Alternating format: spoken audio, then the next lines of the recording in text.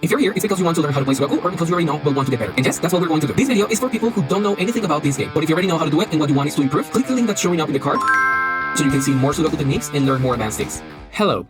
If you want to learn how to solve Sudoku, first you need to know what the goal of this game is. The goal of this game is to place the numbers from 1 to 9 in all the rows, in all the columns, and in all the boxes, without the numbers repeating in any of those three cases. That's the challenge with Sudoku. So, the first thing I want to teach you, the first thing you're going to do is look for an easy Sudoku, and we're going to learn how to do something called a scan to find full houses where some numbers can go. I'm going to play this Sudoku so you can see how I do it, and you can repeat it with your own Sudokus. So, for example, we realize that in this row here, only 3 numbers are missing. Those missing numbers are the 1, here we already have the 2, the 3, and the 4, the 5 is missing, and the 6 is missing. We already have the 7, the 8, and the 9. So we have to find the position where the 1, the 5, and the 6 can go. But we have to realize that the 1 can go here because there isn't any 1 in this box that it will repeat with, and there isn't any 1 in the row, and there isn't any 1 in the column either. So this one that I'm going to color blue can be a place where the 1 goes. Now, the 1 can also go here because it doesn't repeat in the row, or in the column, or in the box. There isn't any 1 stopping us from placing a 1 here. And there can also be a 1 here. So in this case, the 1 is not the easiest number to place because we have 3 possible places. Now, let's look at the 5. The 5 can go here because there isn't any 5 in the same box, or in the row, or in this column. The 5 can also go here for the same reason, but it cannot go here because there is already a 5 here. This 5 stops this cell from having another number 5, but even so, we still have 2 positions and it isn't very easy. So let's go with the number 6. The 6 cannot be here because this 6 doesn't allow for another 6 to be there. The 6 can be here. I'm going to color it blue because there isn't any 6 in this row, or in the column, or in the box. And the 6 cannot be here because this 6 stops it. So we only have one possible position where the number 6 can go. This is called a full house, and we can place it safely. And now we're going to keep doing exactly the same thing, these kind of scans, for any number we want. I'm going to keep solving it and explaining how I find them.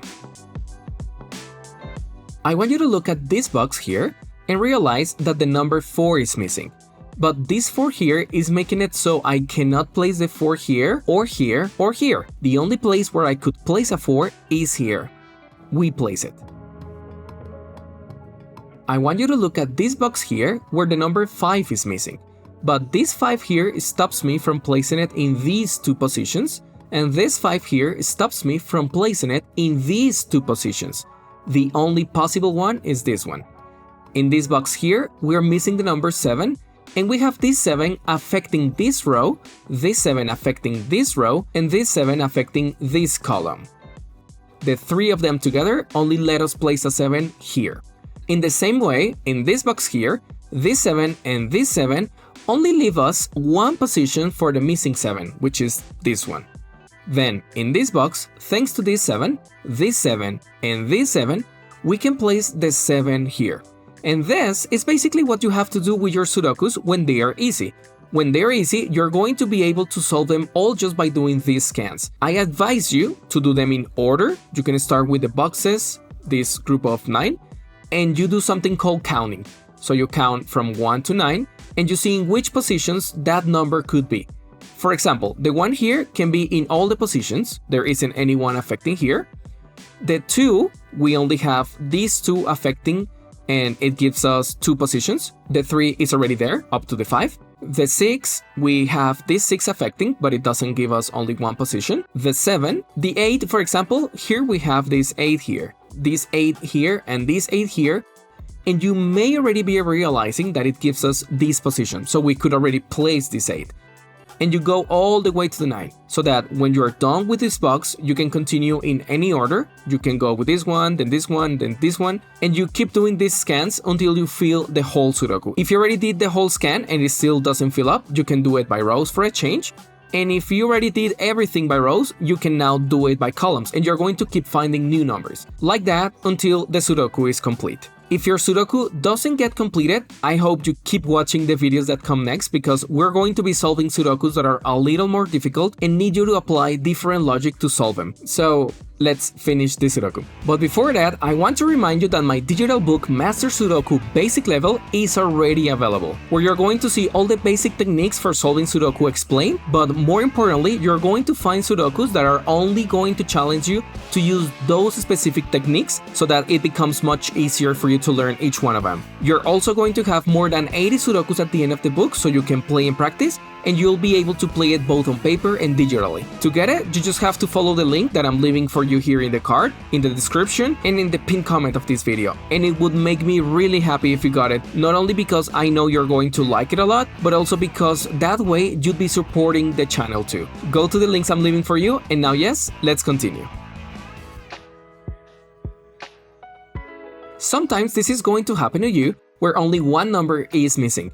It's the easiest thing. You always have to be looking for positions of this kind where only one is missing in a cell, or in a row, or in a column. Maybe if you focus too much on only thinking about boxes, or only rows, or only columns, you might be overlooking numbers this easy. For example, here goes the first one that we found in the whole Sudoku. Another recommendation is to start with boxes, rows, or columns that are only missing 2 numbers or 3 numbers. Obviously, if only one number is missing, even better, but for example, this column is missing 2 numbers, and here we could try to find them. The 1 and the 3 are missing. The 1 can be here or it can be here, but the 3 can only be in this cell here thanks to this 3 here. So we already found the 3 and we already found the 1. These columns or rows or boxes that are only missing 2 numbers are very useful. If there are any, use the ones with 3. If there are any, use the ones with 4. Here, for example, only 1 is missing, which would be the 9, and we continue.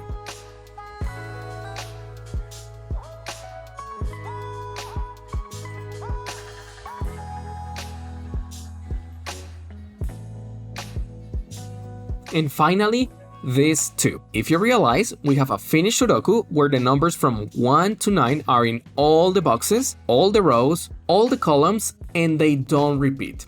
Do your first Sudokus, the easiest ones, like the first 5 that you find in my book Master Sudoku, for example. And again, when after doing all this, you still cannot find some cells, because some are still empty, it's because you need some more advanced techniques. Follow the link that it's in the card to watch the next video. In it, I'm going to explain another technique to get out of some trouble that can happen. Thanks for watching. See you in the next one.